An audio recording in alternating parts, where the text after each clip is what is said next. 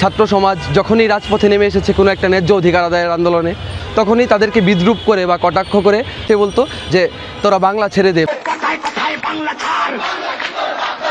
এই বিদ্রূপের একটা পাল্টা জবাব তৈরি করতে চেয়েছিলাম। স্লোগানটা ছিল কথায় কথায় বাংলা ছাড়, বাংলা কি তোর বাপদাদার।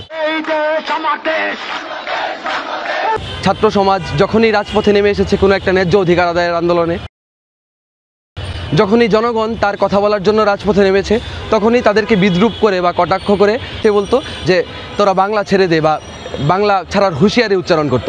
সাদ্দাম, ইনান কিংবা লীগের সদস্যরা ছিল বা নেতারা ছিল, তাদের যে এই বিদ্রূপ জনতার প্রতি, শিক্ষার্থীদের প্রতি, এই বিদ্রূপের একটা পাল্টা জবাব তৈরি করতে চেয়েছিলাম। এবং এই জন্য 14ই জুলাই যখন অগণতান্ত্রিক স্বৈরাচার জাতির উদ্দেশ্যে একটা প্রহসনমূলক ভাষণ দেয়, সেই ভাষণে সে বলে শিক্ষার্থীরা যারা আন্দোলন করছে তারা নাকি রাজাকারের নাতিপুতি। এই যে শিক্ষার্থীদেরকে রাজাকার ট্যাগ দেওয়া, যারা একটা ন্যায্য অধিকার আদায়ের জন্য রাজপথে নামলো, তাদেরকে যে হচ্ছে যে এই ধরনের একটা ঘৃণ্য ট্যাগ দেওয়া, যে রাজাকার গোষ্ঠী 71-এ সরাসরি গণহত্যায় সামিল হয়েছিল। এরপরে আসলে আমরা এই প্রতিবাদে নেমে পড়েছিলাম যে আমরা তো রাজাকার নই, আমরা তো রাজাকারকেও ঘৃণা করি। এবং যারা এই রাজাকারকে কুক্ষিগত করে বা রাজাকার টার্মটাকে ইউজ করে যারা রাজনীতি করছে, যারা মুক্তিযুদ্ধকে কলুষিত করছে, যারা স্বৈরাচার ফেসিবাদ কায়েম করছে, তাদেরকেও ঘৃণা করি।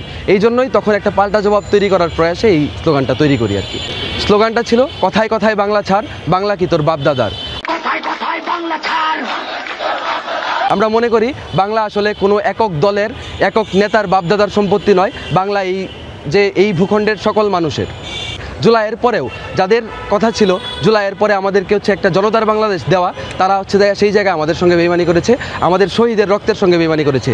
যেই শহীদরা এই পুলিশের গুলিতে, সেনাবাহিনীর গুলিতে, বিজেপির গুলিতে শহীদ হয়েছিল, তাদের রক্তের সঙ্গে বেইমানি করেছে। এখন ছাত্র প্রতিনিধিদের মধ্যে আসলে সবাই তো আসলে আমাদের পরিচিত, এবং তাদেরকে আমরা জুলাইয়ের আগে যেভাবে লড়াই আন্দোলনে দেখেছি। আমার মনে আছে আসিফ ভাইদের সঙ্গে আমাদের একটা কর্মসূচি হয়েছিল। সেই কর্মসূচিতে আমরা রাজু ভাস্কর্যের পাদদেশে যে ডামি ইলেকশন, সেটার বিরোধিতা করেছিলাম। তো এই যে তাদেরকে যে জুলাইয়ের আগে যেভাবে দেখেছি, জুলাইয়ের পরে তাদেরকে আসলে সেইভাবে কেন দেখতে পারলাম না, এটা আসলে আমার চিরজীবনের একটা আফসোস থেকে যাবে। এবং তারাও কি আসলে সিস্টেমের কাছে বই হয়ে গেল কিনা, এই প্রশ্নটা আমার থেকে যাবে। আমি বৈষম্য বিরোধী ছাত্র আন্দোলনের কোনো অফিসিয়াল ডেজিগনেশন আপহোল্ড করি নাই। আমরা মনে করি বৈষম্য বিরোধী ছাত্র আন্দোলন সহ এই জুলাইয়ে সকল শ্রেণী পেশার মানুষ রাজপথে নেমে এসেছিল বলেই এই অভ্যুত্থান সংগঠিত হয়েছিল।